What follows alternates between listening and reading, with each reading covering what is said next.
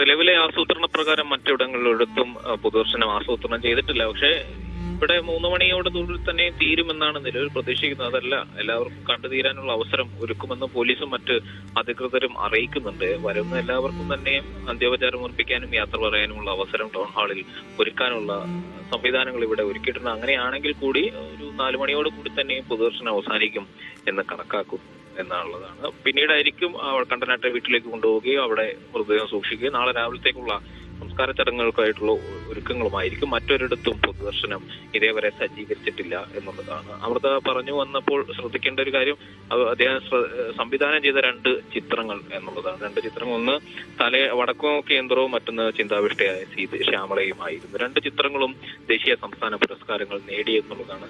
ഈ വടക്കോ കേന്ദ്രത്തിലെ തളത്തിൽ ദിനേശൻ എന്ന കഥാപാത്രം എത്ര സങ്കീർണമായ മാനസികാവസ്ഥ കൈകാര്യം ചെയ്യുന്ന ഒരാളാണ് എന്ന് നമുക്ക് കാണാൻ കഴിയും. പക്ഷെ അതിനെയൊക്കെ എത്രയോ തന്മയത്വത്തോടെ പ്രതിഫലിപ്പിക്കാൻ അഭിനയിപ്പിച്ച് ഫലിപ്പിക്കുവാൻ അദ്ദേഹത്തിന് കഴിഞ്ഞു എന്നുള്ളതാണ്. ഒരു അപകർഷതാബോധം ഒരു മനുഷ്യനെ ഏതൊക്കെ നിലയിൽ മാറ്റി തീർക്കും എന്നായിരുന്നു ആ കഥാപാത്രം ചർച്ച ചെയ്തുകൊണ്ടിരുന്നത്. വളരെ സാധാരണക്കാരനായ ഒരു വീട്ടുകാരന്റെ ജീവിതത്തിൽ ഉണ്ടാകുന്ന അപകർഷതാബോധം കൊണ്ടുണ്ടാകുന്ന നിരന്തര തിരിച്ചടികളും അതിന്റെ തുടർ സംഭവങ്ങളും ഒക്കെയും കഥാപരിസരമാക്കിക്കൊണ്ട് നർമ്മത്തിന്റെ മെമ്പൊടി ചാലിച്ചുകൊണ്ട് വലിയ തീക്ഷ്ണമായ മനുഷ്യാവസ്ഥകളെ പ്രതിഫലിപ്പിക്കുകയായിരുന്നു ആ ചിത്രത്തിൽ. അതേപോലെ തന്നെയായിരുന്നു ചിന്താവിഷ്ടയായ ശ്യാമളയും എന്നുള്ളതാണ്. ചിന്താവിഷ്ടയായ ശ്യാമളയിൽ വീട്ടുകാരന്റെ കെടുകാര്യസ്ഥത മൂലം ജീവിത പ്രതിസന്ധികൾ അത്രയും തോളിലേറ്റേണ്ടി വന്ന ഒരു സ്ത്രീയുടെ കഥയാണ് പറയുന്നത്.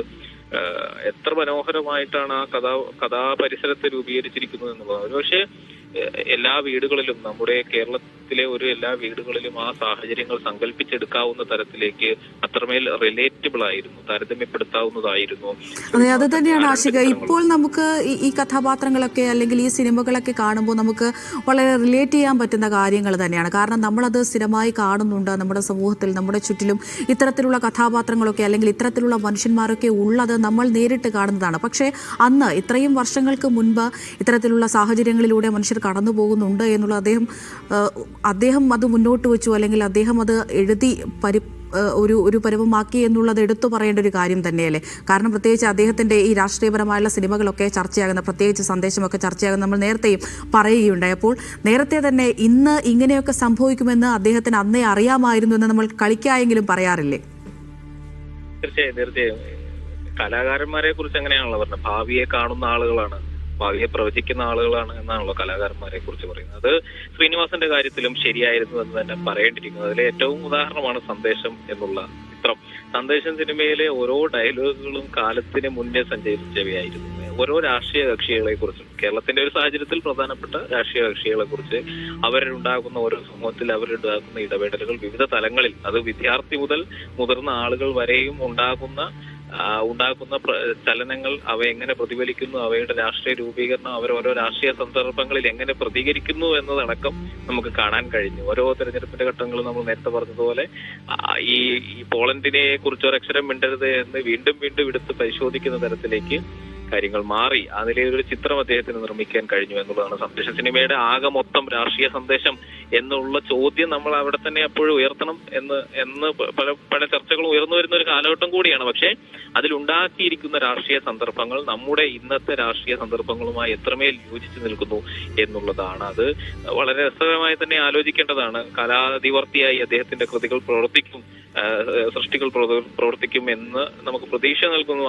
ആ നിലയിലുള്ള ചില ഉദാഹരണങ്ങൾ കൂടി എടുത്തു പറഞ്ഞുകൊണ്ട് വേണം എന്ന് പറയുന്നു. മറ്റൊന്ന്, നമ്മൾക്ക് അറിയാം, വളരെ സൗഹൃദത്തിന്റെ ഏറ്റവും മനോഹരമായ ദ്വന്ദ്ങ്ങളായിരുന്നു ദാസനും വിജയനും എന്ന കഥാപാത്രങ്ങൾ മലയാള പോപ്പ് കൾച്ചറിന്റെ ഭാഗമാണ്. ആ 2 കഥാപാത്രങ്ങൾ മലയാളി ഏത് ജീവിത സന്ദർഭങ്ങളിലും കൊണ്ടുപോയി പ്രതിഷ്ഠിക്കുന്ന നിലയിലേക്ക് വളർന്നു കഴിഞ്ഞിരിക്കുന്നു. മലയാളി സംസ്കാരത്തിന്റെ ഭാഗമായ 2 കഥാപാത്രങ്ങളായി ദാസനും വിജയനും മാറിക്കഴിഞ്ഞിരിക്കുന്നു. എവിടേക്ക് പോയാലും, ഏത് സന്ദർഭങ്ങളിൽ പോയാലും, ഒരുപക്ഷെ നാളെ വലിയ വികസനങ്ങളും മറ്റു ശാസ്ത്രത്തിന്റെ വലിയ വളർച്ചയൊക്കെ ഉണ്ടായി നാളെ ചന്ദ്രനിൽ പോയി കുടിൽ കെട്ടി താമസിക്കുന്ന കാലത്തും അവിടെയും ദാസനെയും വിജയനെയും സങ്കല്പിക്കാവുന്ന തരത്തിലേക്ക് മലയാളിയുടെ സാംസ്കാരിക ബോധത്തിലേക്ക് അടിയുറച്ചു പോയ 2 കഥാപാത്രങ്ങളാണ് ദാസനും വിജയനും. 3 ചിത്രങ്ങളാണ് ആ കഥാപാത്രങ്ങൾ. മോഹൻലാലും ശ്രീനിവാസനും കൂടി ചേർന്ന് അഭിനയിച്ച നാടോടിക്കാറ്റ്, പട്ടണപ്രവേശം, അക്കരെ ആ 3 ചിത്രങ്ങളും വളരെ ജനപ്രിയമായി എന്നുള്ളത് നിലനിൽക്കെ തന്നെ അത് ചർച്ച ചെയ്ത നിരവധി വിഷയങ്ങൾ ഉണ്ട് എന്നതാണ്. തൊഴിലില്ലായ്മ അനുഭവിക്കുന്ന 2 ചെറുപ്പക്കാർ ജീവിതത്തെ കെട്ടിപ്പടുക്കുവാൻ വേണ്ടി കാണിക്കുന്ന സാഹസങ്ങൾ, അതിനിടയിൽ കടന്നു പോകുന്ന പ്രണയം, ജീവിത പ്രതിസന്ധി, വിശപ്പൊക്കെ എത്ര തീക്ഷ്ണമായിട്ടാണ് ആ ചിത്രങ്ങളിൽ ഒക്കെ ഉണ്ടായിട്ടുള്ളത് എന്ന് നമുക്ക് കാണാൻ കഴിയും. നമുക്ക് മോഹൻലാല് അരി ചോദിക്കാൻ പോകുന്ന സീനൊക്കെ നമുക്ക് മനസ്സിലാക്കാൻ പറ്റും. എത്രയോ രസകരമായിട്ടാണ് അതെല്ലാം നിർമ്മിച്ചിരിക്കുന്നത്, എത്ര മനോഹരമാണ്.